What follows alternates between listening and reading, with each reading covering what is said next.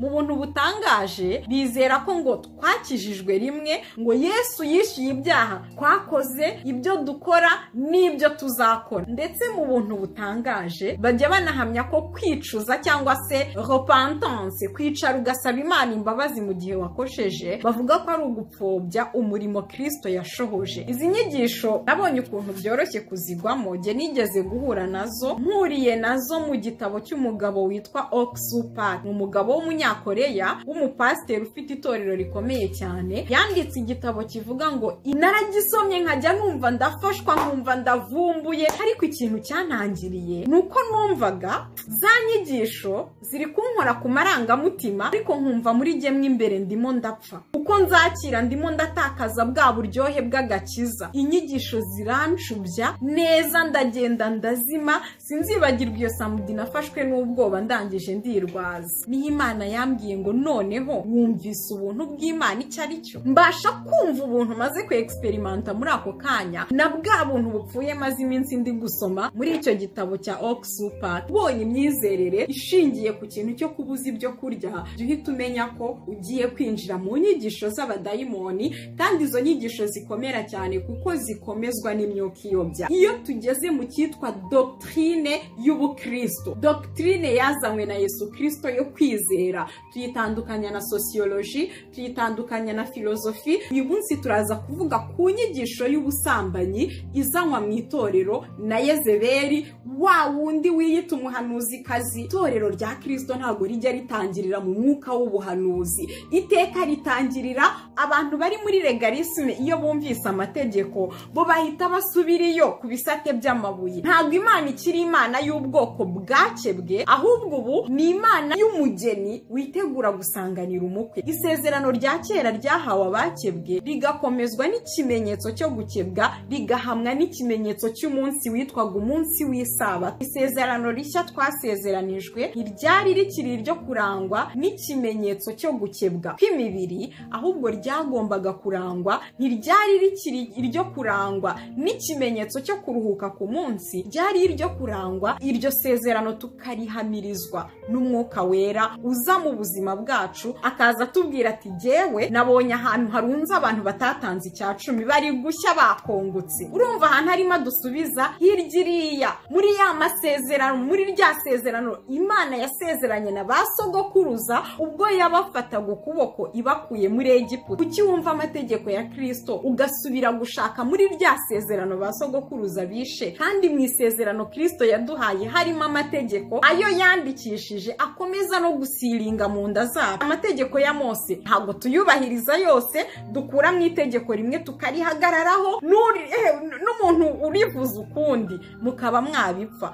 Ariko atari uko Pawulo yigishije iryo tegeko, atari uko intumwa zera za Yesu zigishije iryo tegeko, ahubwo ari uko haje umuhanuzi arabyerekwa, arabihishurirwa. Nyuma y'ibinyejana ntazi umubare, itorero ririho, abera bariho badafite iryo tegeko, hanyuma umwuka w'ubuhanuzi tudenkuramanuka, itegeko riba rigeze aho ngaho, abantu bahita neza bahagarara muri uyu mwuka wa Yezebeli. Rero ikibazo kiba muri legalisme nuko abantu bayihagazemo, ikintu cyose kivuga itegeko cyangwa amategeko muri Nouveau Testament bo bahita biyumvira amategeko ya Mose. Kubera iki se? Kubera ko nk'uko muvuga ngo tureke ngo amategeko runaka, ngo ubu ngo twigisha abantu gusambana. None se Kristo arasambana? Niba umwuka w'Imana akwiyobora muri byose, urumva Kristo uzamwinjirana muri loge ukiyambura imyenda umushyize? Kuko amategeko yose niwe yavugagaho. Hanyuma iyo uri muri Kristo Yesu, uba noneho wakiriye iryo tegeko rishya rya Kristo, noneho wongeye kwambara Kristo, ukambara Kristo, Kristo akaguhindukira gukiranuka kw'Imana, ukagenda uyoborwa n'umwuka muri byose. Ibi byanditswe byose bagenda babisimbuka birengagiza ko barimo bahindura abantu ibivume.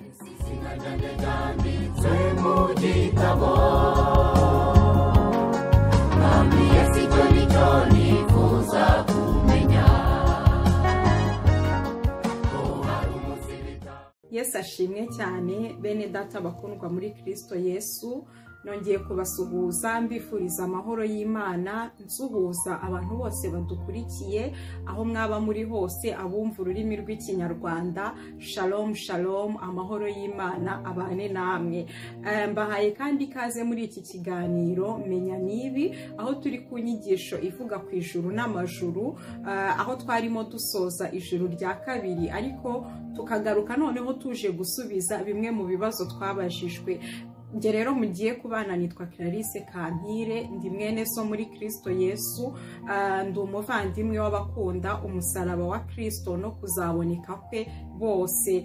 Mbere rero yuko twinjira muri iki kiganiro, ndagira ngo tubanze dusenge Imana kugira ngo twiragize Imana, turagize Imana gahunda zose tugiye kunyuramo. Turagushimiye mwami wanjye ko mu gihe gisa n'iki watugabiye uyu umurimo w'ubusonga, umurimo mwami Imana utinyitse, kuko nk'uko umuririmbyi yabivuze, dukora ibyo tutikoresha, tuvuga ibyo tutivugisha, kandi ijambo ryawe rikambwira mwami ngo mukorere Uwiteka mutinya muhinda imishyitsi.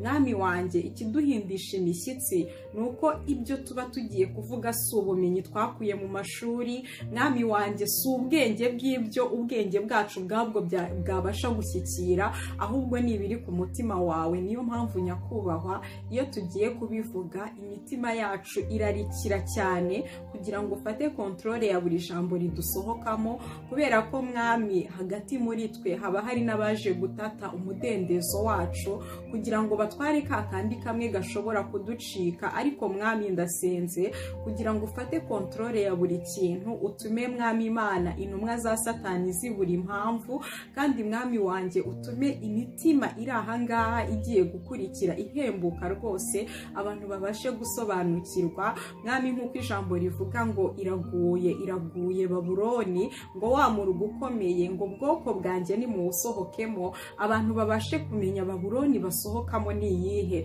Birashoboka ko mwami tuzahitamo gukomeza guterana na bene data mu buryo bumwe cyangwa ubundi, ariko mwami bikeneye ko hari inyigisho twitandukanya nazo, kuko ari iz'abadayimoni kandi zikaba zikomezwa n'imyuka iyobya. Reka rero ubane natwe akanya kose tugiye kumarana, akanya katari kanini, ariko mwami tugashyize mu biganza byawe, kugira ngo wowe ubwawe ube ari wowe uvugira mu kanwa kanjye ugiye kuvuga, kandi umwuka wawe abe ari we wumvira mu matwi y'abagiye kumva, maze mwami iri jambo rigire ikimazi, rihembura imitima ya benshi. Ni mu izina ry'umwami Yesu dusenze twizeye, amen amen amen. Ubushize rero twasomye ijambo riboneka mu gitabo cy'Abakolosayi, kuko twarimo tuvuga ku nyigisho z'abadayimoni. Ngiye gukora recap mo gakeya kugira ngo n'abataradukurikiye babashe kumva.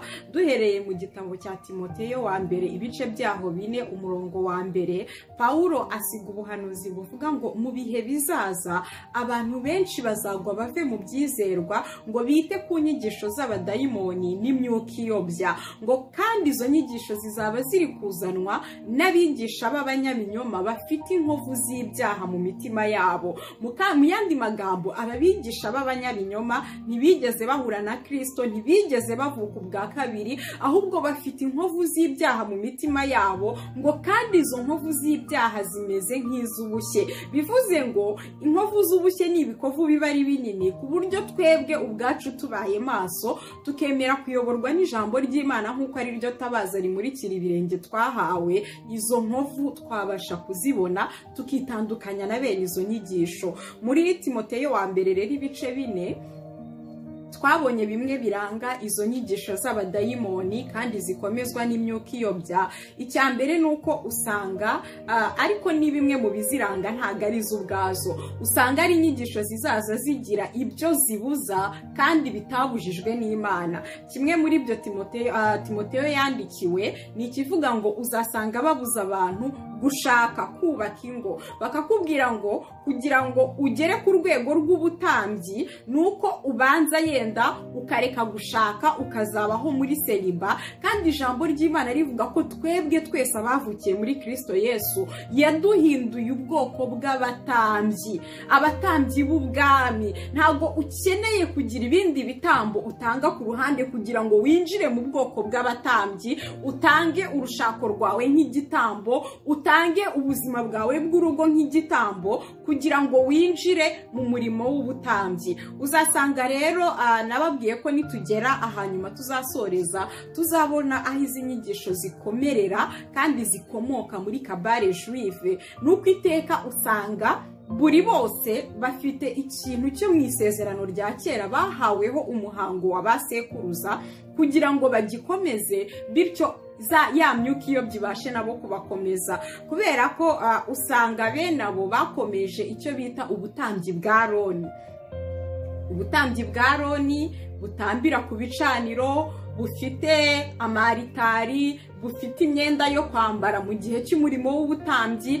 Ariko ibyo byose Bibiliya iravuga ngo byari igicucu cy'ibyagombaga kuba, ariko umubiri wabyo wari ufitwe na Kristo. Ndagira ngo tutarakomeza dusome iri jambo riri mu Bakolosayi ibice 2, turasoma uhereye ku murongo wa 8, ngo mwirinde hatagira umuntu ubanyagisha ubwenge bw'abantu n'ibihendo by'ubusa bikurikiza imihango y'abantu iyo bahawe na basekuruzaho akarande, kandi bigakurikiza imigenzereze ya mbere y'iby'isi bidakurikiza Kristo. Nyamara muri we niho hari ukuzura k'ubumana kose mu buryo bw'umubiri, kandi mwuzuriye muri we ari we mutwe w'ubutware bwose n'ubushobozi bwose. Ndagira ngo dusimbuke kuri iki gice tukiri ku Bakolosayi ibice 2, noneho dusimbuke tujye ku murongo wa 16. Haravuga ngo nuko rero ntihakagire ubacira urubanza kubw'ibyo murya cyangwa ibyo munywa cyangwa kubw'iminsi mikuru cyangwa kubwo kuziririza imboneko z'ukwezi cyangwa amasabato, kuko ibyo ari igicucu cy'ibizaba, naho umubiri wabyo ufitwe na Kristo. Usanga rero izi nyigisho z'abadayimoni zikomezwa n'imyuka iyobya zidusubiza muri ya mihango bahawe na basekuruza hakarande, hanyuma zikatwigisha kuzikomeza. Kandi noneho izo nyigisho zizana imbaraga kuko zikomezwa n'imyuka iyobya, ya myuka twabonye ikorera mu ijuru rya kabiri nk'uko twabinyuzemo. Rero ubushize twabonye iyo bita fellowship, ariyo ikurikiza ubutambyi bwa Aroni. Abantu bamwe runaka nibo bagenewe umurimo wo ku gicaniro mu butambyi bwa Aroni, ni bene Lewi gusa. Izo nyigisho z'abadayimoni rero zagabiye ikimeze nk'ubutambyi bwa Aroni, ku buryo mu itorero abantu bamwe gusa nibo bakora umurimo wo ku gicaniro. Tuziga kuri ministere 5, muzabona ko umubiri wa Kristo buri wese yahawe ikimugaragazaho uwo mwuka, kugira ngo umubiri wa Kristo bane nk'ingingo zigirirana zuzuzanya. Ariko iyo haje inyigisho z'abadayimoni zitoranyamo urugingo rumwe zikarushyira hejuru rukamera nk'ururuta izindi ngingo zose, kandi urugingo ruruta izindi zose tutabasha kubaho tudafite mu by'ukuri ni umutwe, kandi umutwe ni Kristo. Izisigaye twese turi ingingo zigirirana muri Kristo. Ubutambyi bwa Aroni bwasigaye mu bakebwe, ntago amategeko ya Mose yahawe abatakebwe, yahawe abakebwe. Inyigisho ya kabiri rero twabonye ni inyigisho yitwa imanisme, nayo twayiganiriyeho ntago ndi buyigarukeho, ariko yo ni inyigisho ifata ubutumwa bwiza bwose igaplasa umuntu au centre y'ubutumwa bwiza, cyangwa ubutumwa bwiza bugasa naho bwagenewe kuzenguruka oturu y'umuntu aho kuzenguruka oturu ya Kristo.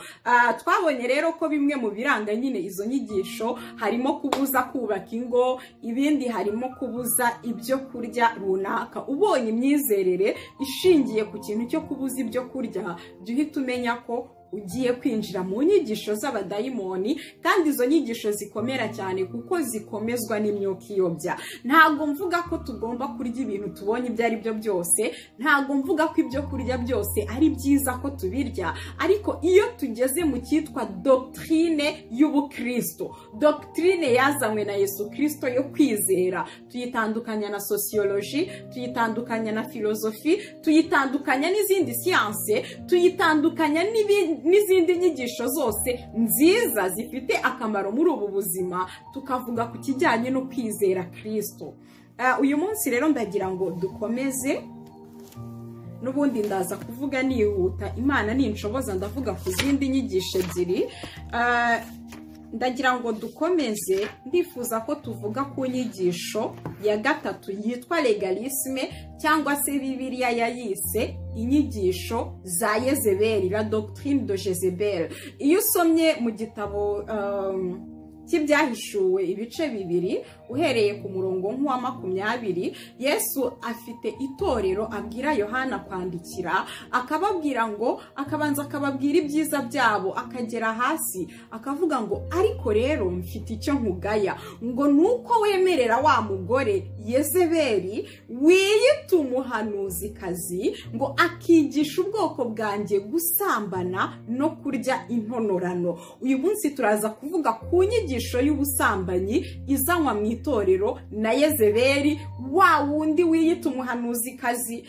Muri iri torero hari haravutsemo, ubusanzwe tuzi ko itorero ryubatse ku rufatiro rw'intumwa n'abahanuzi. Iyo bavuze abahanuzi, ni abahanuzi bose bahanuye Kristo kugera kuri Yohana Umubatiza. Intumwa kubera ko arizo zahawe icyo twita la saine doctrine, cyangwa se inyigisho nzima.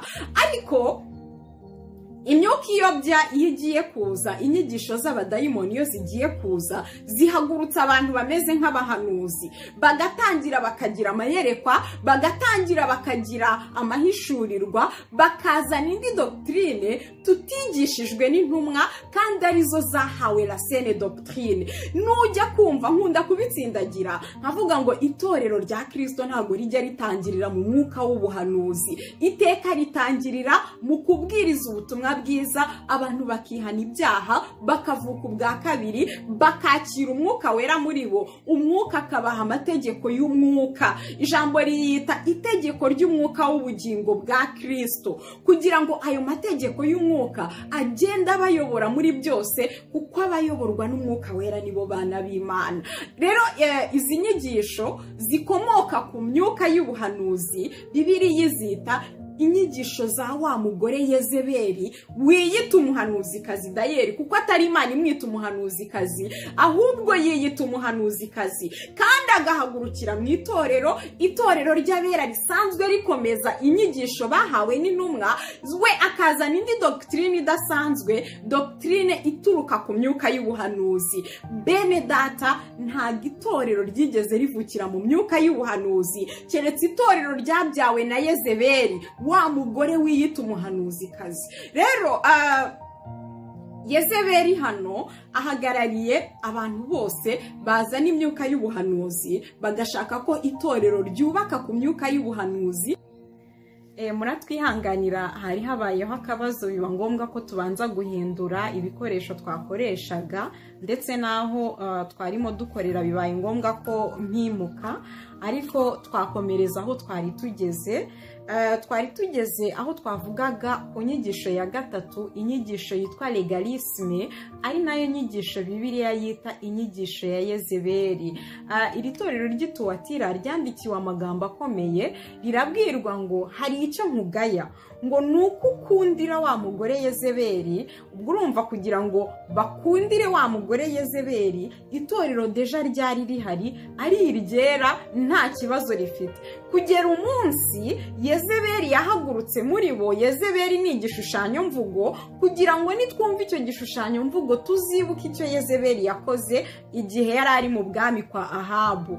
Ariko ngo iri torero ryakundiraga urya mugore Yezebeli, ngo kugira ngo yigishe ubwoko bw'Imana gusambana no kurya intonorano. Ubu busambanyi n'ubushize twigeze kubuvugaho, twerekana abantu Bibiliya yita abantu batari abatari abo kwizerwa kuko nta sezerano na rimwe bahagararamo, kubera ko iyo uhagaze mu masezerano abiri, niko Bibiliya itubwira, ndaje tuhasome mu Baroma 7, ntago uba uwizerwa mu isezerano rimwe ntuba n'umwizerwa mu rindi sezerano. Bigatuma rero inyigisho za wa mugore Yezebeli zituma abantu bamera nk'abasambanyi ku bagabo babiri ndetse no mu masezerano abiri atandukanye. Ibi bintu iyo usomye uwo bita la grande prostituée cyangwa se maraya ukomeye, nawe iyo usomye Bibiliya irapresiza neza, ubona ko ngo maraya ukomeye ngo yari yicaye ku misozi 7, ariyo nyine iyo ugiye mu buryo bufatika buri geographique, uwo maraya ukomeye wo mu byahishuwe we ni Roma nta gushidikanya. Ariko aho hasi basobanura ko ngo Yezebeli yaje kubyara abana, amaze kubyara abana Imana imuciraho iteka ndetse n'urubyaro rwe. Musome hariya mu byahishuwe 2, murasanga Imana iciraho Yezebeli ngo kuko Imana yamuhaye uburyo bwo kwihana, yanga kwihana, amaze kwanga kwihana n'abana be banga kwihana, abakurikira inyigisho ze, kuko muri ubwo busambanyi yazanye mu itorero yaranabyaye, amaze kubyara abakurikira inyigisho ze nabo banze kwihana. Ariko Imana iravuga ngo niza izamuhana ndetse izamuhanana n'urubyaro rwe rwose, ahabo ntihazongera kuboneka. Rero uyu maraya ukomeye nk'uko Bibiliya ibitubwira mu gitabo cy'Abaroma niho tugiye gusoma ibice 7, ni umuntu udahagarara mu isezerano rimwe ahubwo avanga amasezerano. Iyo Roma tuvuze witegereje uburyo yatangiranye ubutambyi bwa Aroni, niho hantu byatangiye binapfira, aho kugira ngo itangirire kuri Kristo nk'urufatiro, itangirira mu bintu ubuyobe bujya kwinjira mu kiliziya. Habayeho ikintu cyo kuvanga amasezerano menshi cyane, hazamo ubutambyi bwa Aroni, hazamo imana z'i Roma zari zisanzwe, hazamo ibigirwamana, byose birabatizwa byinjizwa mu kiliziya ari amasitati. Ariko maraya ukomeye aza kubyara abana benshi bagiye batandukanye, nabo nka nyina ubabyara batazi guhagarara mu isezerano rimwe. Yenda hari igihe badahagarara muri menshi icyarimwe, ariko bakaba bahagaze mu masezerano arenze 1, 2, 3, 4 gutyo gutyo. Rero ntago Kristo dushobora kumubangikanya, ntago isezerano duhagazemo rikomezwa n'amaraso ya Yesu dushobora kuribangikanya n'irindi sezerano, niyo ryaba ryahawe Mose ryakomezwaga n'amaraso y'inyamaswa. Abaroma ibice 7, ndahera ku murongo wa 1. Mbese bene data muzi amategeko? Ntimuzi yuko amategeko atwara umuntu gusa akiriho? Nicyo gituma amategeko ahambira umugore ku mugabo we akiriho. Ariko iyo umugabo amaze gupfa, umugore aba ahambuwe ku mategeko y'umugabo we. Nuko rero nicyo gituma iyo umugabo we akiriho, niba abaye uwundi mugabo yitwa umusambanyikazi. Mwibuke turi kuvuga ku nyigisho y'abadayimoni, inyigisho ya wa mugore witwa Yezebeli wiyita umuhanuzikazi, wigishije ubwoko bw'Imana gusambana. Ahangaha baravuze ngo turi ku murongo wa 3, nuko rero nicyo gituma iyo umugabo wakiriho, niba abaye uwundi mugabo yitwa umusambanyikazi. Ariko iyo umugabo wapfuye ntaba agitegekwa n'ayo mategeko, nicyo gituma ataba umusambanyikazi naho yacyurwa n'undi mugabo. Umurongo wa 4, nuko rero bene data niko namwe mwapfuye ku mategeko kubw'umubiri wa Kristo. Mu yandi magambo, ubwo umubiri wa Kristo wapfaga, natwe twapfanye nawo ku mategeko. Ngo nuko rero bene data niko namwe mwapfuye ku mategeko kubw'umubiri wa Kristo, kugira ngo mubone uko muba abundi, ari we wa wundi wazutse, mubone no kwerera Imana imbuto. Ndawusubiramo uyu murongo. Nuko rero bene data, abo yabwiraga ni Abaroma bavutse ubwa kabiri. Igihe i Roma hajyaga hivangamo ubutumwa buzanywe n'Abayahudi, muzabibona agerageza kubasobanurira itandukaniro ry'ubuntu n'amategeko. Ariko uru ruvange rumaze kuza, agerageza kubasobanurira ababwira ngo nuko rero bene data bene data ni abavutse ubwa kabiri. Nuko rero bene data, niko namwe mwapfuye ku mategeko kubw'umubiri wa Kristo, kugira ngo mubone uko muba abundi, ari we wa wundi wazutse, mubone no kwerera Imana imbuto.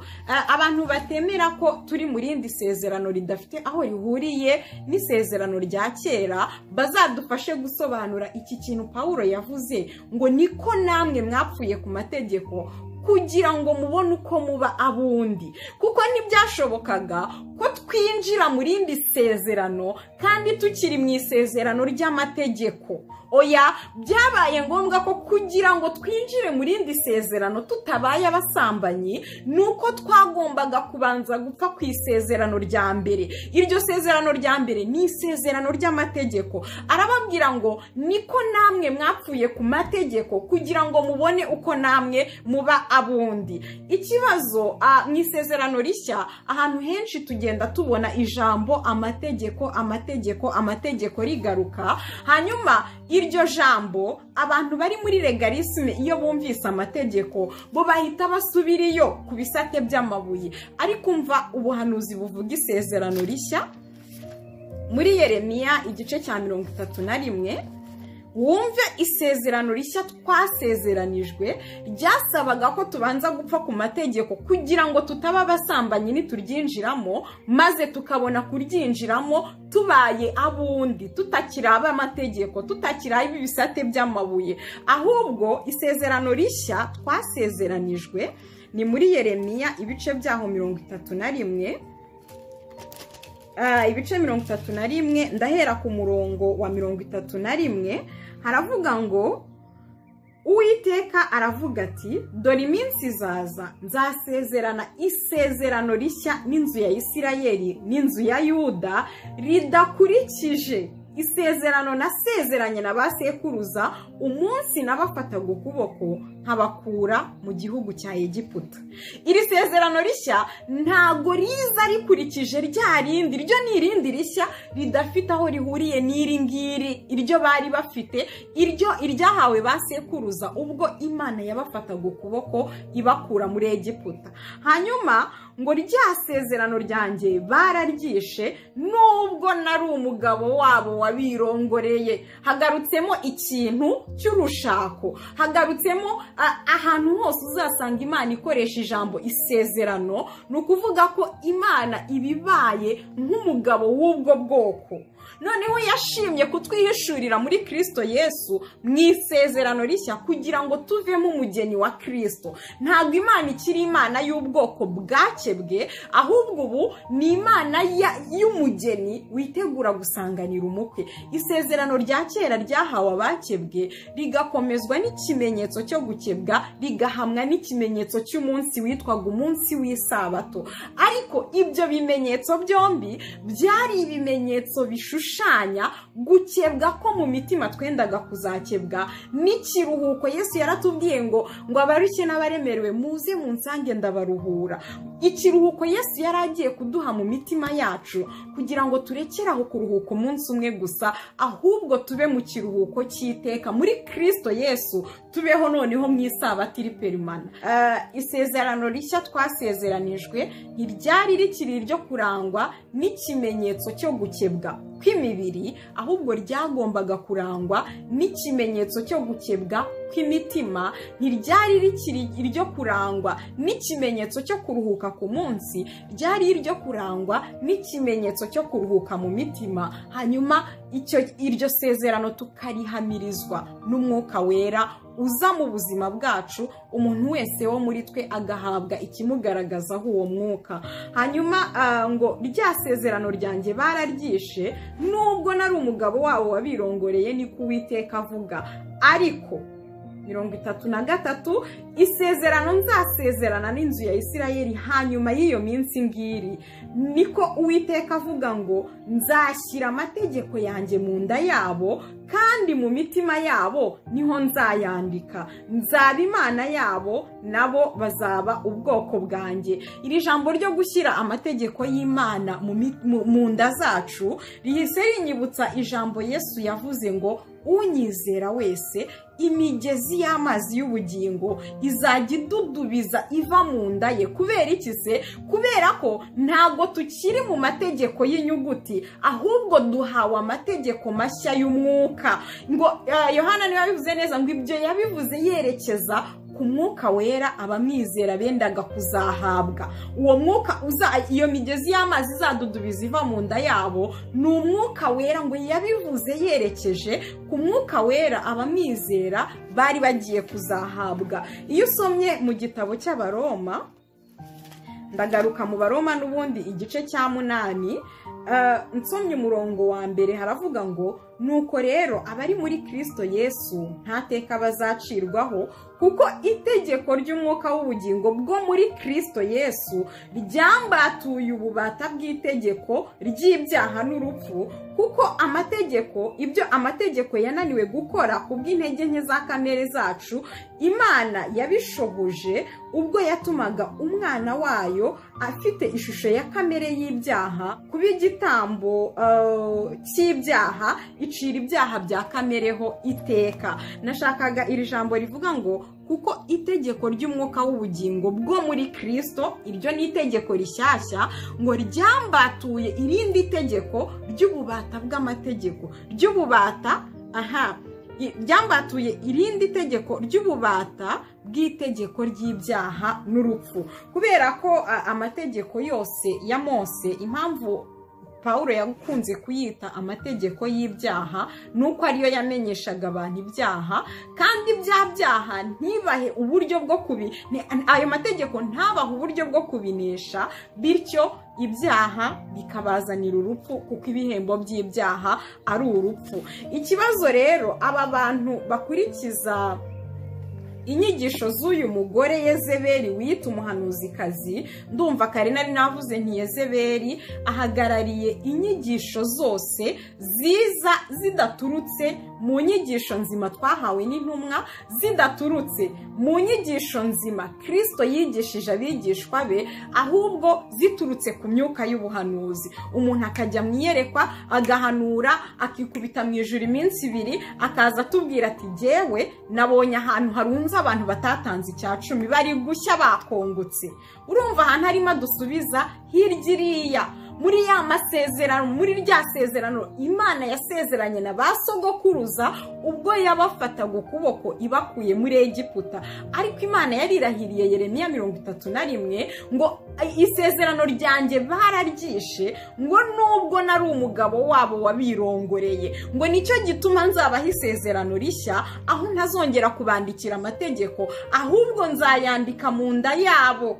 Yesu araza dusobanurira iryo jambo ngo imigezi y'amazi y'ubugingo izatemba iva mu nda yabo, ngo kandi ibyo yabivuze yerekeje ku mwuka wera abamwizera bendaga kuzahabwa. Rero aba bene data iyo basomye ahantu hose handitswe itegeko, bahita bumva ko ni ya mategeko yahawe Mose, kandi mu gice cya 8 cy'Abaroma badusobanuriye neza ko twahawe irindi tegeko, itegeko ry'umwuka w'ubugingo ryo muri Kristo. Ni naho Yesu akomeza kuvuga ngo umuntu nankunda azitondera amategeko yanjye. None se amategeko ya Yesu ni ayahe? Yesu ko hari amategeko yadusigiye, ariko kugira ngo umenye amategeko ya Yesu, kubera ko atayanditse ku bisate by'amabuye, biragusaba kuvuka ubwa kabiri, umwami Yesu akayandika mu nda yawe. Hari ayo yandikishije, hari ayo tuzi ngo nimugende mu mahanga yose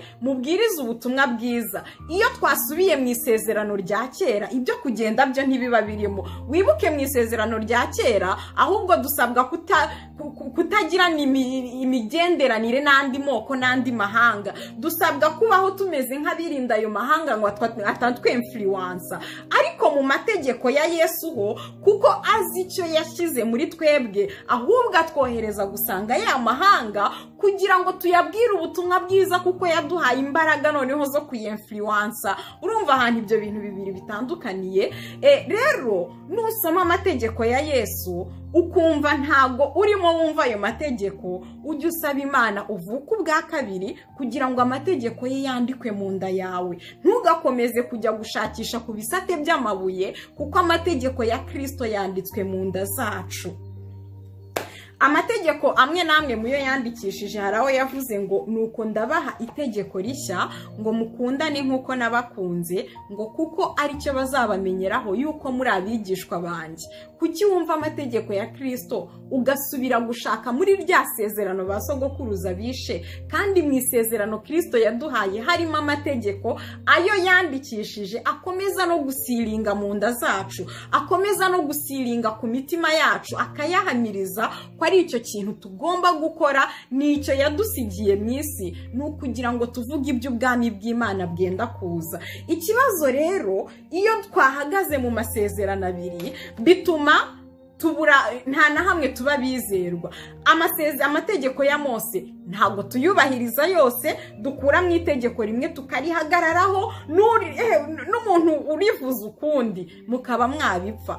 Ariko atari uko Pawulo yigishije iryo tegeko, atari uko intumwa zera za Yesu zigishije iryo tegeko, ahubwo ari uko haje umuhanuzi arabyerekwa, arabihishurirwa, nyuma y'ibinyejana ntazi umubare itorero ririho, abera bariho badafite iryo tegeko, hanyuma umwuka w'ubuhanuzi tudenkuramanuka, itegeko riba rigeze aho ngaho, abantu bahita neza bahagarara muri uyu mwuka wa Yezebeli nk'uko twasomye muri byahishuwe igice cya 2 nyine hariya ku itorero ry'Ituwatira, bananirwa kuba bizerwa, bamera nk'abasambanyi mu masezerano yombi. Ariko Mose ntibabyubahiriza byose, ntiwababwira ibyo gutamba ibitambo byo bakubwira ko byasohoye, ntiwababwira hari n'uwigeze kumbwira ngo ari amategeko 10 ngo niyakomeye, ngo andi yose ngo yari amategeko y'imihango n'imigenzo, ngo ariko ngo ugitinya amategeko yanditswe n'urutoki rw'Imana.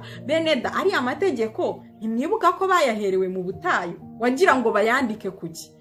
Kubibabi wagira ngo bayandike hehe handi hatari ku bisate by'amabuye?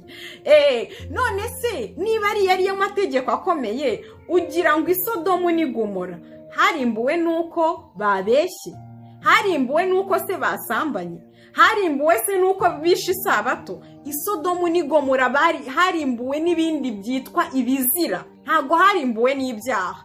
Ibyaha Imana irihangana kugira ngo irebe ko abantu bakizwa, ariko iyo tugeze ku bizira, les abominations, la biba bigeze ku bintu Imana yanga urunuka, bya bindi itabasha nayo kwihanganira igihe kirekire. Niyo mpamvu Ininewe hatumweho, niyo mpamvu Isodomu ni Gomora hatumweho. Usoma ibyo kwa Loti, abamarayika baraje, abagabo baza gukomanga ngo twabonye abagabo binjiraho, kuko ubusambanyi bari barasambanye bagera kuri nivo batakifuza no gusambana bisanzwe, ahubwo bari bageze noneho mu bizira, bya bindi Imana itihanganira, bya bindi Imana ireba ikanukirwa ikavuga iti ibyo ntibyihanganirwa.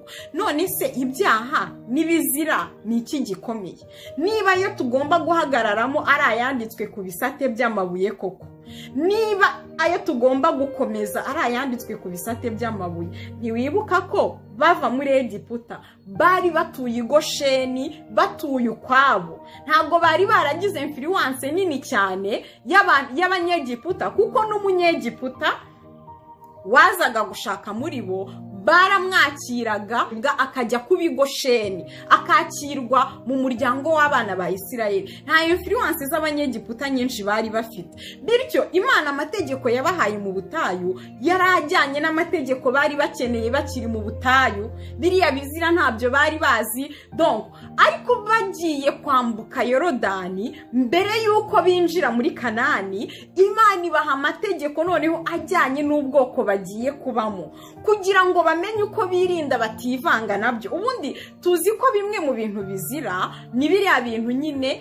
bagiye bakora, bivanga n'abanyamahanga, kurya intonorano bitari mu mategeko 10, gucisha abana babo mu miriro, ibintu by'ubupfumu, ibintu by'ubushitsi. Ariko ibyo kuko bari bagiye kubisanga i Kanani, byabaye ngombwa ko habaho gutegeka kwa kabiri mbere yuko binjira noneho mu gihugu kirimo ibyaha bagiye kuhasanga. Naho amategeko ya mbere mbere Imana yabahaye yari ajyanye n'aho bari bari, nuko biriya byaha batari bubikorere haya, nta n'ibyo bari bazi, izo influence ntazo bari baragize. Rero ikibazo kiba muri legalisme nuko abantu bayihagazemo, ikintu cyose kivuga itegeko cyangwa amategeko muri Nouveau Testament bo bahita biyumvira amategeko ya Mose. Kubera iki se? Kubera ko itegeko ry'umwuka wo mu w'ubugingo ryo muri Kristo ritarandikwa mu nda zabo. Itegeko ry'umwuka w'ubugingo ryo muri Kristo nirimara kwandikwa mu nda yawe, uzamenya ko twahawe amategeko ya Kristo. Hari amategeko y'umwami twahawe, ndetse nunasoma muri Nouveau Testament ubwawe uzagenda wiboneramo amategeko Kristo yagiye adusigira. Reka kugira ngo dusoze iyi legalisme, navuze ku itegeko rishya ari ryo tegeko ryo gukundana nk'uko Yesu yadukunze. Navuze kuri Great Commission ariyo kujya mu mahanga yose tubwiriza ubutumwa bwiza. Mu Baroma 10 umurongo wa 4 haravuga ngo kuko Kristo ari we amategeko asohoraho kandi ni uhesha uwizera wese. Mu Gifaransa baravuga ngo Christ c'est l'accomplissement de la loi, ni umwuzuro w'amategeko, niwe amategeko yose asohoraho, kuko amategeko yose niwe yavugagaho. Hanyuma iyo uri muri Kristo Yesu uba noneho wakiriye iryo tegeko rishya rya Kristo, noneho wongeye kwambara Kristo, ukambara Kristo, Kristo akaguhindukira gukiranuka kw'Imana, ukagenda uyoborwa n'umwuka muri byose, kuko abayoborwa n'umwuka nibo bana b'Imana. Bajya babaza ngo ariko se nk'uko muvuga ngo tureke ngo amategeko runaka, ngo ubu ngo twigisha abantu gusambana, none se Kristo arasambana? Niba umwuka w'Imana akuyobora muri byose, urumva Kristo uzamwinjirana muri loge ukiyambura imyenda umushyize? Urumva Kristo uzamwinjirana muri banke ugatera gatari n'umushyize? Niba ukibasha gukora ibisa bityo, nuko nta tegeko ry'umwuka w'ubugingo ryo muri Kristo ryigeze ryandikwa ku mutima wawe. Abagalatiya ibice 3 kuva ku murongo wa 10 haravuga ngo abiringira imirimo itegetswe n'amategeko bose ni ibivume, kuko byanditswe ngo havumwe umuntu wese udahirimbanira ibyanditswe mu gitabo cy'amategeko ngo abikore. Biragaragara yuko ari nta muntu utsindishirizwa n'amategeko imbere y'Imana, kuko ukiranuka azabeshwaho no kwizera. Nyamara amategeko ntagira icyo ahuriyeho no kwizera, ariko rero uyakomeza azabeshwaho nayo. Kristo yaducunguriye kugira ngo dukizwe umuvumo w'amategeko, ahindutse ikivume ku bwacu, kuko byanditswe ngo havumwe umuntu wese umanitswe ku giti, kugira ngo umugisha wa Aburahamu ugere no ku banyamahanga bawuheshejwe na Yesu Kristo, kwizera kubone uko kuduhesha wa mwuka twasezeranijwe. Ndumva iki cyanditswe ari cyo twasorezaho kuri iyi nyigisho ya legalisme. Ngira ngo yenda mvuge nti legalisme ni inyigisho y'ubusambanyi bwa Yezebeli, ni inyigisho ikomezwa n'imyuka y'ubuhanuzi, ni inyigisho igihe cyose abazana bene izo nyigisho ntago bajya batandukana no kuba bazeretswe, ntago bajya batandukana no kuba bagize ihishurirwa. Bamwe nko mu matorero y'ububyutse bwo bajya banabyumvikana n'abapasteri bagapanga bati wowe uzahanure ko weretswe umaze iminsi ngahe, cyangwa se koko akaba amaze iminsi ari kuvuga ku iyerekwa afite, wazajya kumva ukumva yenseyemo ko yabonye nk'ahantu hari abantu badatanga icya-10, ariko ugasanga ibi byanditswe byose bagenda babisimbuka birengagiza ko barimo bahindura abantu ibivume, kuko ijambo ry'Imana riravuga ngo abiringira imirimo itegetswe n'amategeko bose ni ibivume. Abagalatiya 3 umurongo wa 10. Niba wumva wiringira kuzakizwa nuko watanze icya-10, Bibiliya irakwita ikivume, kuko aho kwiringira Kristo uri muriringira ikindi. Ntago Kristo ngo yaradupfiriye kugira ngo atubature ku muvumo w'amategeko. Kera najyaga numva batwigisha ku cya-10 cyane, nicyo nkunze kuvuga kuko nicyo natukiwe bihagije, icya 10 naragitukiwe bien bihagije. Ariko ijambo ry'Imana ryarambwiye mu Baroma igice cya mbere riravuga ngo, ndumva ari umurongo wa 18, ngo umujinya w'Imana uhishurwa uva mu ijuru, ngo uhishuriwe ubugome bw'abantu, ngo mu gifaransa niho bisobanuka neza, ngo l'impiété d'homme, ngo qui garde la vérité de Dieu captive, ngo umujinya urahishurwa, ngo uhishuriwe abo bantu bafata ukuri kw'Imana bakagufungirana bakakugarida bakakubika nk'ukuroko kandi barakumenye. Ariko mu Batesalonike ijambo ry'Imana riratubwira ngo ntago tubikiye umujinya w'Imana, nyamara abamenye ukuri bagahisha uko kuri, yenda ngo batiteranya n'amadini yabo, batiteranya nandi, abo bo bazasogongera ku nzabya 7 z'umujinya w'Imana. Nuko iryo jambo rivuga mu Baroma 1, ndumva ari umurongo wa 18, ntago mpibuka neza. Ariko ugasanga haje bene iryo yerekwa, kuko ntago iyerekwa rishobora kuza rivuguruza ibyanditswe, ntibishoboka. Ugasanga iryo yerekwa n'umusomera ikiri jambo rivuga ntari bubashe kubigusobanurira, akubwira ati cyo nzi cyo jewe neretswe ibi, niba utabyemera nakazi kawe. Ariko ngo abiringira imirimo itegetswe n'amategeko bose ni ibivume, ngo kuko handitswe ngo havumwe umuntu udahirimbanira ibiri mu gitabo cy'amategeko byose ngo abisohoze. Hari n'ahandi Pawulo avuga ngo iyo usohoje amategeko yose ugatsitara kuri rimwe ubu yishe yose, ngo kuko wavuze ikini nawe wavuze kiriya. Pawulo yaranditse aravuga ngo ntihakagire umuntu bacira urubanza. Reka bari cyo cyanditswe dusorezaho, Abakolosayi ibice 2, nagahereye ku murongo wa 8, ariko reka mpite mfata 16, ngo nuko rero ntihakagire umuntu ubacira urubanza kubw'ibyo murya cyangwa ibyo munywa cyangwa kubw'iminsi mikuru cyangwa kubwo kuziririza imboneko z'ukwezi cyangwa amasabato, kuko ibyo ari igicucu kibizaba, naho umubiri wabyo ufitwe na Kristo. Bene data, nk'iyo usomye iri jambo hari enigma irimo, hari ikintu kidasobanutse kirimo cyo kujya gushakisha no kujya gusaba irindi hishurirwa. Ntihakagire umuntu ugucira urubanza kubera iminsi, kubera ibiryo, kubera biriya, kubera ibyo ngibyo, ngo kuko ibyo ngibyo ni igicucu kibigomba kuba, naho umubiri wabyo ufitwe na Kristo. Imana yo mu ijuru idufashe duharanire kugira ngo tubabera muri Kristo Yesu, aho gupfa ibintu bitaturutse mu nyigisho z'intumwa, bitaturutse ku nyigisho za Kristo ubwe, ahubwo byaturutse nyine mu myuka y'ubuhanuzi. Ibyo bintu bikomeye gutyo wumva bizaturimbuza, bishoboka gute ko intumwa zitabyensistagaho kugira ngo tubibeho? Bishoboka bite ko Kristo atabitsindagiraga kugira ngo tutazarimbuka, kandi yaraje kudukiza kurimbuka kw'iteka?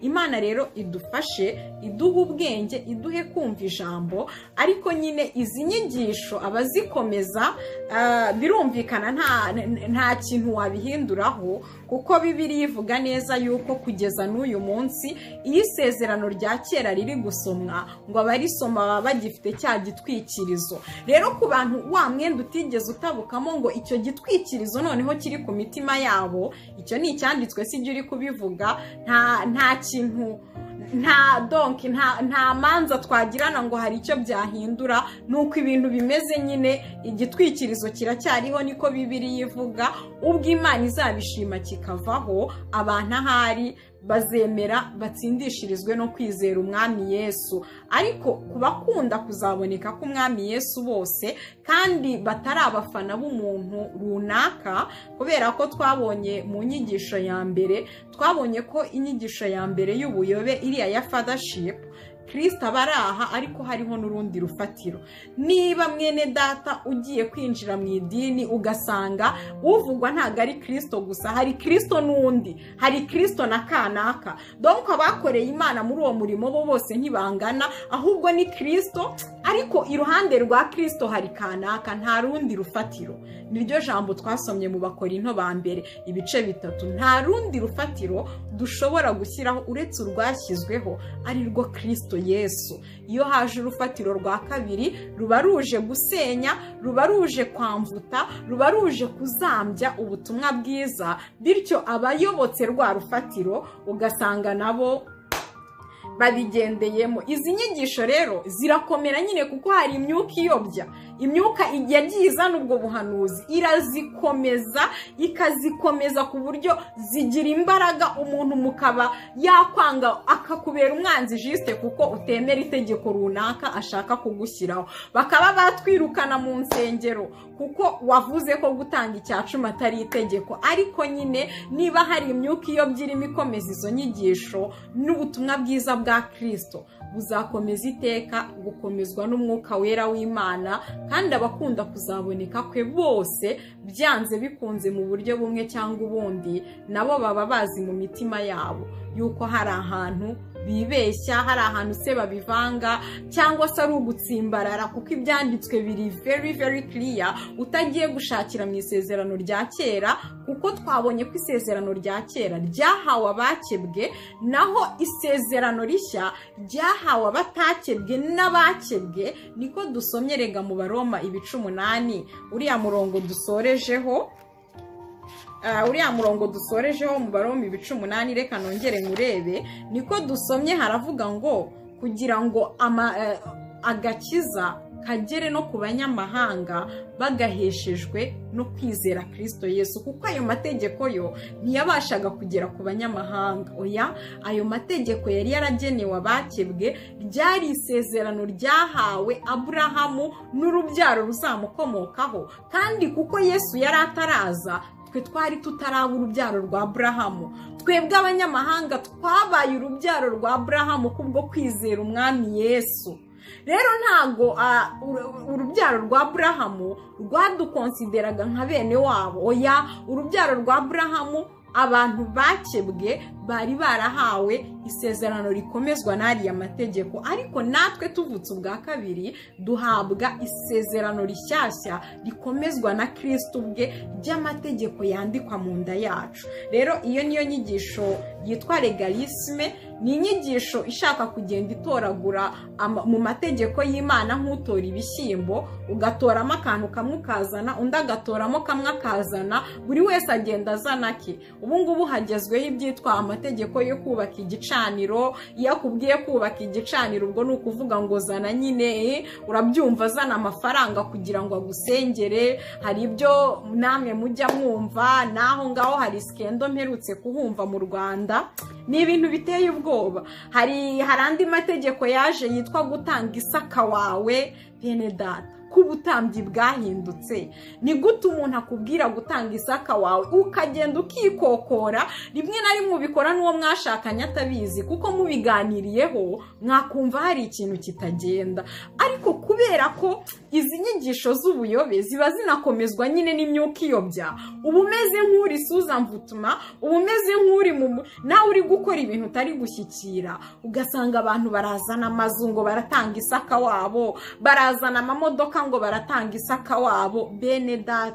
Bene data tureke kubangikanya Kristo n'abashinze amadini yacu, tureke kubangikanya Kristo n'abacuruzi bo mu rusengero bashaka kumuriraho, bigatuma buri wese yizanira iryo tegeko, kandi ashobora kuridefanda rega mu byanditswe bikemera, kubera ko ngo kugeza n'uyu munsi y'isezerano rya kera risomwa. Warabizi ko narisoma bya bitwikirizo birahita bitwikira imitima, bityo ashuka abantu ibyo ashaka, bacurika bacurukure. Ariko mwibuke ko iri sezerano rya kera twararyandikiwe kugira ngo tumenye uburyo Imana yagendanye n'abatubanjirije, tumenye gukora kw'Imana n'imirimo yayo myiza. Ariko iri sezerano ni iry'abakebwe, iri sezerano si iry'abatarakebwe. Ushaka kuba muri iri sezerano, ahantu hambere ugomba gutangirira ni ukujya gukebwa niba uri umugabo, ahantu hambere ugomba gutangirira ni ukujya gutamba ibitambo, kuko rikomezwa n'amaraso y'inyamaswa, ntabwo rikomezwa n'amaraso ya Kristo Yesu. Ndumva iri ngiri twarisoreza ahangaha. hanyuma tukajya ku nyigisho ya kane nayo iri gukora ibara igeza abantu ahantu habi, ariko nizera neza ko umwami Imana azayihagurukira kandi finali Kristo azanesha abana b'ubugingo bazasohoka muri iyi Babuloni, muri izi nyigisho. Erega iyo tuvuga Babuloni ni ibi bintu byose byinjiye mu itorero bije mu bundi buryo bitanyuze mu butumwa bwiza.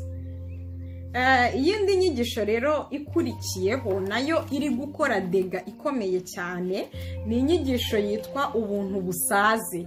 Bwabaye bwinshi bugeraho burasaga buruzura, ni bwinshi cyane. Ubuntu bw'Imana butuma abantu bashobora gukizwa, barangiza bakibera mu byaha bagakomeza kubaho uko bishakiye. Ubwo buntu butangaje, inyigisho y'abadayimoni, ndumva niba mwarabonye video nabahaye ubushize irimo agatradiction k'umugabo wiyita Kristo, mwabonye ukuntu uriya mugabo yigisha abantu ko nta yindi paradizo, ngo hano bari ni muri paradizo deja, nta kindi bategereje, ngo iyo wamaze kumwizera nta cyaha kiriho, nta ibintu byose niyo urwayeho ahita gukorera igitangaza, nta kibazo gihari mu buntu butangaje. Mbese twarakijijwe mu buntu butangaje, bizera ko ngo twakijijwe rimwe, ngo Yesu yishyuye ibyaha twakoze, ibyo dukora n'ibyo tuzakora. Ndetse mu buntu butangaje bajya banahamya ko kwicuza cyangwa se repentance, kwicara ugasaba Imana imbabazi mu gihe wakosheje, bavuga ko ari ugupfobya umurimo Kristo yashohoje. Naho ngaho bageze.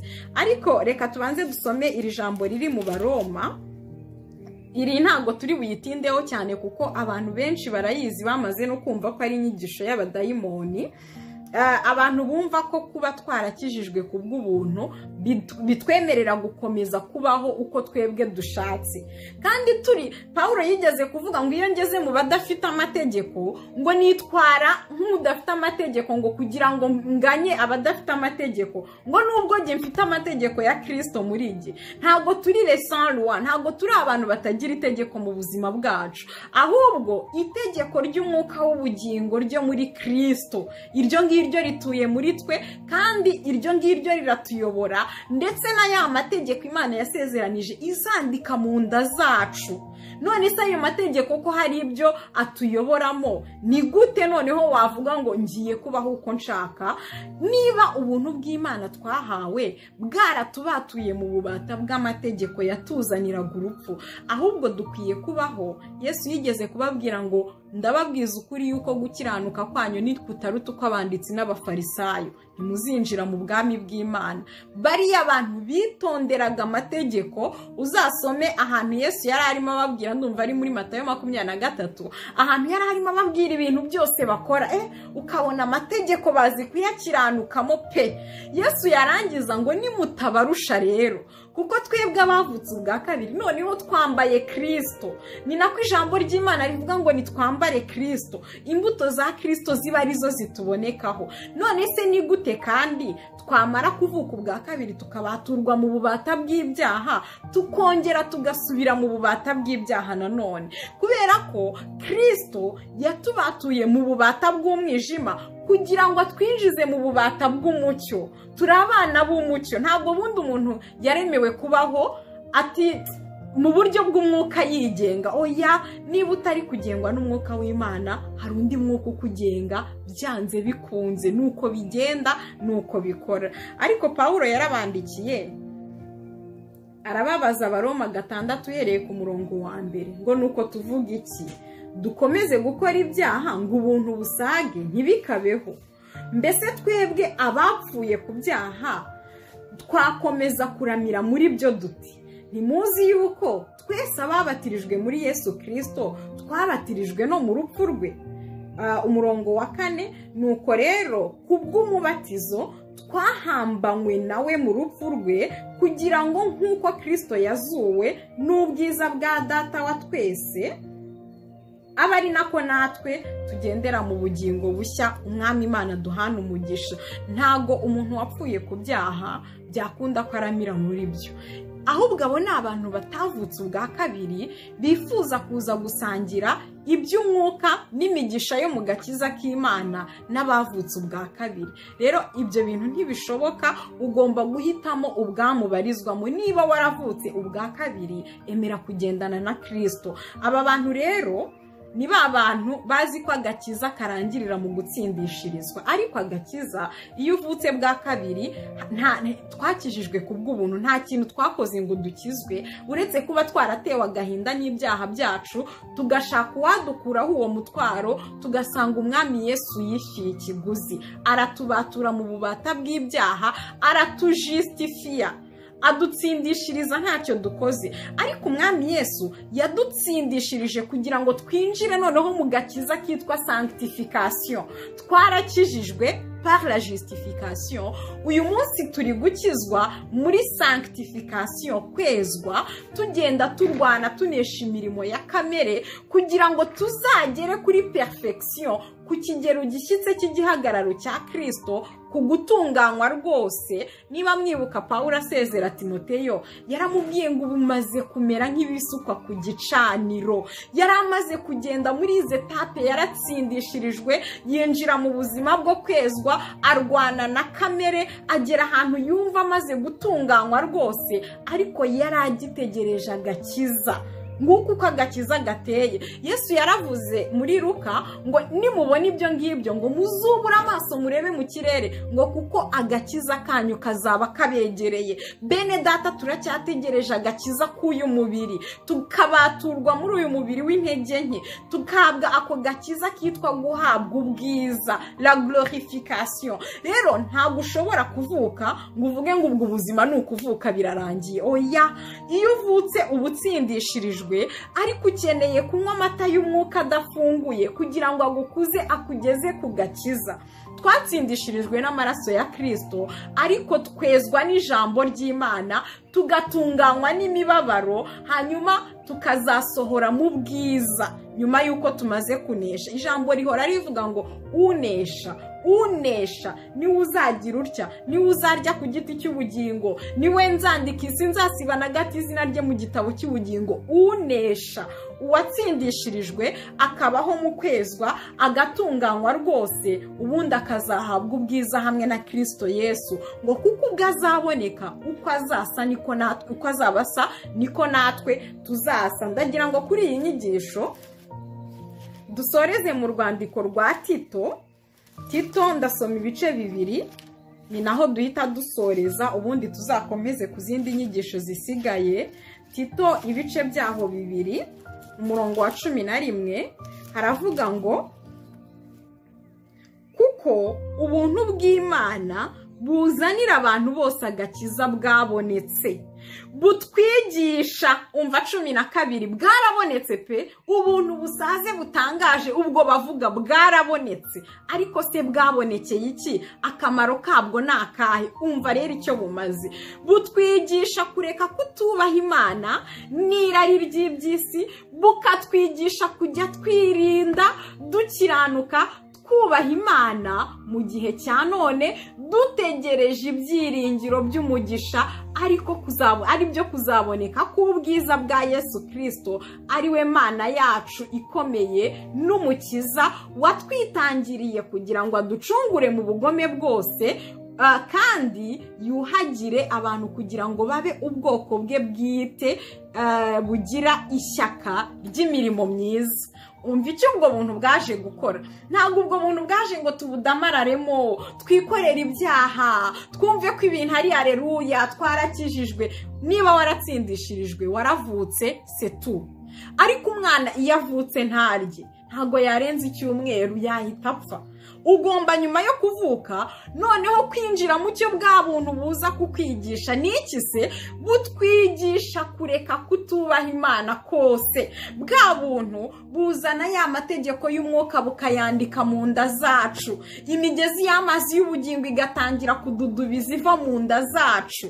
Ngo butwigisha kureka kutubaha Imana kose n'irari ry'iby'isi, bukatwigisha kujya twirinda dukiranuka twubaha Imana mu gihe cya none.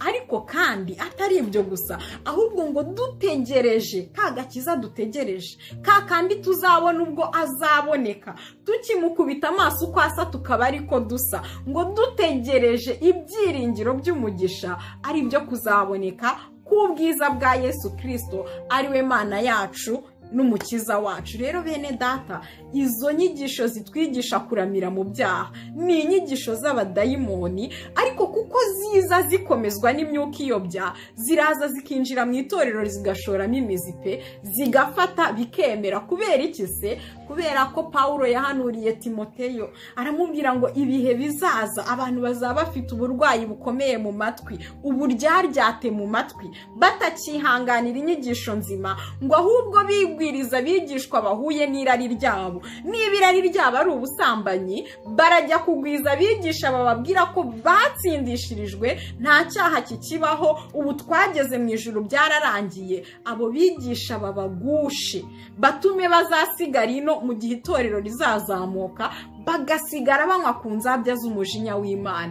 Bene data, izi nyigisho muzirinde. Izi nyigisho nabonye ukuntu byoroshye kuzigwamo, nge nigeze guhura nazo, ntabwo nanazitinzemo cyane, ariko nigeze guhura nazo, mpuriye nazo mu gitabo cy'umugabo witwa Oksu Park. Ni umugabo w'umunyakoreya w'umupasiteri ufite itorero rikomeye cyane, yanditse igitabo kivuga ngo ibanga ryo kuvuka ubwa kabiri no kubabarirwa ibyaha.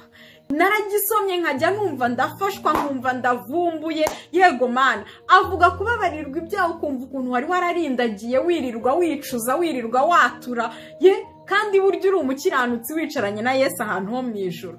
Ariko ikintu cyantangiriye ni uko numvaga za nyigisho ziri kunkora ku marangamutima, ariko nkumva muri jye imbere ndimo ndapfa. Uko nzakira ndimo ndatakaza bwa buryohe bw'agakiza, ndimo ndatakaza wa munezero w'agakiza. Uko nakira izo nyigisho nkumva koko hari ikindi kintu ndi kwakira, numva hari undi mwuka ndi kwakira, ku buryo sinjya mbyibagirwa. Nagombaga kubwiriza, abantu twiganye muri universite bashobora guhita babyibuka, nagombaga kubwiriza ari samedi, maze igihe ndi gusoma icyo gitabo, noneho nari bubwirize mu iteraniro ryo ku cyumweru. Bigeze samedi, kandi ubwo ngo ndi umuntu uri gufashwa n'igitabo. Burya koko iyo ukunda Yesu nawe afite ukuntu azi kugarura abantu be. Bigeze samedi nimugoroba, ubwoba buranyica, nibaza ukuntu nzahagarara imbere y'abantu, numva nta kintu cyo kubabwira. Nari nsanzwe mbwiriza ariko numva sinabona ikintu mvuga. Mana yanjye, numva ibintu byose, amateme yose ahita nshiramo, kandi twebwe muri Jebeyi babaga baduhaye iteme tuzakoraho icyumweru. Inyigisho zirancubya neza, ndagenda ndazima. Sinzibagirwa iyo samedi nafashwe n'ubwoba, ndangije ndirwaza. Umuntu ngo w'umurokore w'umukristo uzabwiriza ejo, ndirwaza. Maze kwirwaza, ntumaho kuri perezida yuko bitazakunda ko ejo mbwiriza kuko narwaye. Se Clarisse, warwaye iki?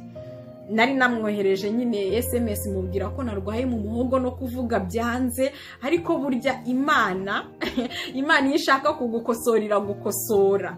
Icyo gihe sinzi ukuntu byagenze, ahita yohereza bene data twasenganaga, umwe aragenda anzanira icyayi gishyushye n'indimu na jejembure, bankorera icyayi, bicaraho barandwaza, baransengera, bandambikaho ibiganza. Mpaye nka data, mbona ntaho ndi bubacikire rwose. Bakaniye ko ejo ngomba kubwiriza, kandi bari kumbwira bati izere Imana dusenga irakora, Imana irahita ikora igitangaza, ejo uzaba wabaye muzima. Neza agiye uri kubasunika ngo bapange indi gahunda, biranga. Sijye wabonye bavuye aho, ubwo urumva nababeshye ko ndwaye kandi ndi muzima, ndimo nananiwe kuvuga, ndimo ndivugisha nikororesha, kandi ndi muzima.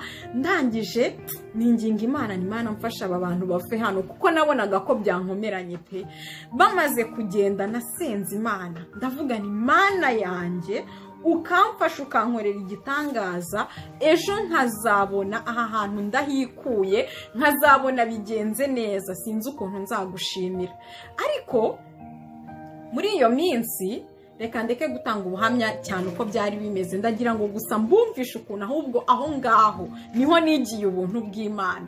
Aho niho noneho navuze nti Imana, mbonye ko naguye mu buntu bupfuye, noneho mpishurira ubuntu bwawe bubasha kumpagarika ahantu ntagahagaze, ejo nzabone njyewe nawe twigisha aba bantu, tuvuge ijambo ry'ukuri kandi abantu bafashwe, uduhe n'abakizwa. Yewe Mana, uramutse unkoreye iki kintu, ubu buntu bugoryamye bupfuye butuka umusaraba bugira bute, ndahita mbusezerera. Imana yankoreye igitangaza, impishurira ubuntu bwayo, mbona mu gitondo burakeye, nari mfite ubwoba, ariko mpagurutse ntangiye kuvuga, sinamenye icyo ubuntu bw'Imana bwakoze, sinamenye aho amagambo arimo ava, nagiye koko kumva numva ya masoko y'amazi niyo arimo adudubiza aza.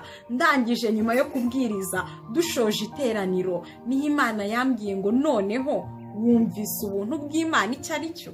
Mbasha kumva ubuntu maze ku experimenta muri ako kanya, na bwa buntu bupfuye maze iminsi ndi gusoma muri icyo gitabo cya Oxupak. Mushobora kumushaka kuri Google wanditsemo Oxupak, ni umupasiteri uzwi cyane, ariko ahantu yaranjyanye ni ahantu kure. Nshimira Imana yahise imisoma ako kanya ntaratinda muri ubwo buntu ngo ntangire nanabukoreremo ibyaha. Rero bene data, ubuntu bw'Imana twabuhawe ku buntu, koko burasaze, ni bwinshi, ariko bufite icyo butwigisha.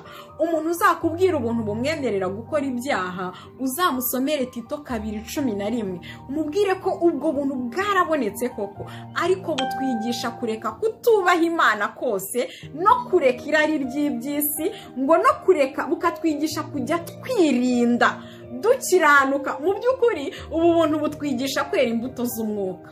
Ukurikije ibi bintu byose banditse aha, ni ukwera imbuto z'umwuka, twera imbuto z'umwuka mu gihe dutegereje kuzaboneka k'Umwami wacu. Ndumva rero twasoreza aha ngaha, ndabona ikiganiro kigiye kuba kirekire.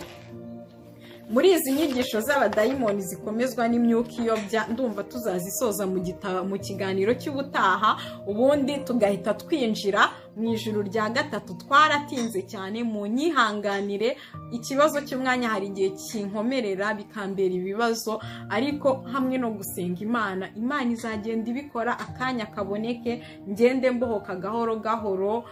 Nk'ubu ngubu mba nkoze ikiganiro ari nijoro, ndashimira Imana cyane cyane. Nari maze iminsi ndi gusenga ngo Imana impe imbaraga, kuko byari bimaze iminsi byarananiye. Ishimwe rero ko ibyemeye, kandi no mu minsi iza ndatekereza ko izakomeza kunyambika imbaraga z'umubiri kugira ngo mbe nakomeza kubasha gukora ari nijoro. Imana rero iduhana umugisha, naho ubutaha tugaruka noneho mu gusoza izi nyigisho z'abadayimoni, ariko ntimugakangwe nuko zikomeye, nuko zigira imbaraga, kuko zifite imyuka iyobya izikomeza. Iyo umuntu yamaze kwakira iyo myuka, niyo wagira ute, ntushobora kumugarura à la raison, kuko ntaba akiri uwe ngo yigenge, ntaba akitegeka muri we, oya, ahubwo uwo muntu uba ukeneye kumusengera kugira ngo ubuntu bw'Imana bumwihishurire. Nta bisobanuro wamuha muri Bibiliya ngo bizamukureyo. Mbese umuntu wabyakiriye cyane cyane anifitemo umwuka wa fanatisme, kwa kundi nubona umuntu ufana umuntu ku buryo atakwemera ko uwo muntu agira ikosa, ngo nyine akamufana ku buryo yumva ari nyiri ubutungane. Uramutse unavuze uti kanaka yagize atya, kandi nyamara abakozi b'Imana bakorera umurimo muri twe, ni natwe tuzabarimbuza, kuko bari abantu ni abavandimwe bacu muri Kristo Yesu. Twakagombye kubera amaso ubugingo bwabo uko babera amaso ubwacu. Wamubona mu ikosa, ijambo riravuga ngo muhugurane ubugwaneza, ukaba wamugirira umutwaro, ugasenga, ukamwegera, ariko ufite umutwaro wo kugira ngo utazabona mwene so mwasangiriye ku meza y'umwami arimbuka. Ariko twebwe duhita tubafata tukabagira hayi, tukabagira ibigirwamana, tukababangikanya n'Imana yacu, no seruma tukabateranya n'Imana, ariko tugasa n'ababahaye Satani. Biriya bintu dukora ufite ni ukubaha Satani nawe wa mwuka we w'ubwibone akawubazamuramo, akawubakomezamo, bityo bikazagera ahantu biba nta garuriro rwose uretse ubuntu bw'Imana. Reka rero dusenge Imana dusoze, naho ubutaha. Mwami wanjye, ndagushimiye kubw'amagambo meza y'impuguro nziza uduhuguje twese abana bawe. mwami wanjye kubw'inyigisho z'ubuyobe zinjiye kandi zizanye n'imyuka iyobya, ndabizi ko hari abadashobora kwihanganira kumva ibingibi, hari abadashobora kubyakira, ariko mwami ndasenga ngo niba ari ukuri kw'ijambo ryawe koko unyemerere ubyandike mu mitima yabo, unyemerere umwuka wawe aherekeza iri jambo nk'uko yaherekezaga ijambo intumwa zawe zagiye zivuga, wakarihamirisha ibimenyetso. Ndasenze kugira ngo umwuka wawe mwami asiringire ijambo mu mitima y'abantu, arikomeze rigira imbaraga, kandi mwami Imana tuzabona umusaruro w'ibyo turi gukora. Uwiteka mwami wanjye ndakwinginze kugira ngo wigaragarize umuntu wese wagezweho n'izi nyigisho, zaba legarisme mwami Imana, zaba izi z'ubuntu butangaje zikaba zaramuyobeje. Uwiteka mwami wanjye umugarukiriza ahageze, wongere umuhishurire Kristo, wongere umugarure mu isezerano. Mwami Imana ye kubaho nk'umugore w'abagabo babiri, nk'umusambanyi nk'uko ijambo ryamwise, nk'umwana wa Yezebeli, ahubwo mwami urubyaro rwa Yezebeli ruri gukurikira muri aka kanya ruri hagati muri twe, ndasenze kugira ngo wongere uruhishurire Kristo, maze mwami twese tuzaragwa agakiza, ntukagire n'umwe wo muri twe ubara mu basambanyi. Data, icyubahiro n'ikibi cyawe rero, mu izina ry'umwami wanjye Yesu Kristo nsenze nizeye, amen. Murakoze cyane rero bene data, naho ubutaha turi kumwe, dukomeje kubakira kandi kuri Vase d'Honneur, ya platform tugiye kujya tunyuzaho inyigisho za audio. Wifuza kubana natwe ndabandikira link muri commentaire. Twebwe tuzatangira ejo ku itariki ya mbere z'ukwezi kwa kane, hanyuma abazaza nyuma nari nzi ko nidutangira nzahita nyifunga tugakomezanya n'abazaba bahari. Ndashimira abamaze kutujoyininga, mumaze kuba benshi cyane, naratunguwe rwose, ariko uko Imana yabishimye ni uko nguko. Ariko n'abandi bifuza kutujoyininga ngo dusangirire ku meza y'umwami, mushobora kuza. Bampaye uburyo umuntu ashobora gukora ku buryo abaje nyuma babasha kubona message zatambutse. Niba turi kwiga kuri package y'agakiza, ukabona inyigisho zose twakoze ku gakiza, niba ari imwe, niba ari ebyiri, niba ari eshatu, aho uzadusanga hose ushobora kuzajya uhita ubona urukurikirane rw'uko zagiye zikurikirana. Imana rero iduhana umugisha, turi kumwe, naho ubutaha. Murakoze.